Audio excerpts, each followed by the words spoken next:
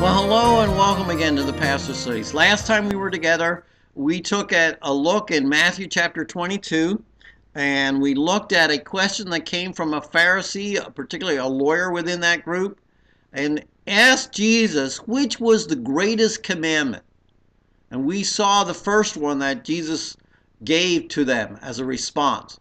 Well, we're now going to look at what he says is the second commandment. Let me read the question again. He says, "Teacher, which is the greatest commandment?" And we saw that he says we need to love the Lord your God with all your heart, with all your soul, with all your mind. That's number one, he said. Then he said in verse 39, the second is like it.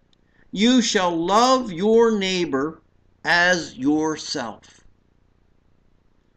On these two commandments depend the whole law and the prophets. He says the second one is that you need to love your neighbor as yourself. Well, think about it. What wouldn't you do for you? You'd feed yourself. You'd take care of yourself. You'd protect yourself. You wouldn't put yourself in danger. You wouldn't yell at yourself.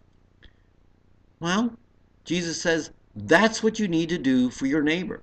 That's how you need to love your neighbor. You need to love your neighbor at the same level, same commitment as you love yourself. To have that love, to be committed in that way, that extension. You love God, you love your neighbor. Those things.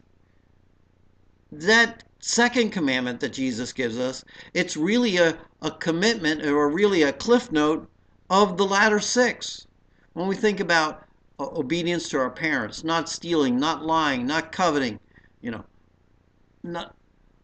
we see those commandments, and we see God saying, if you love your neighbor, none of those six would you do to them.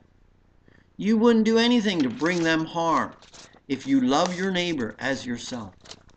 And it makes us, or it should make us, examine our heart. You see, both of these commandments that Jesus is really dealing with are matters of the heart, are matters of our heart attitude and our heart actions.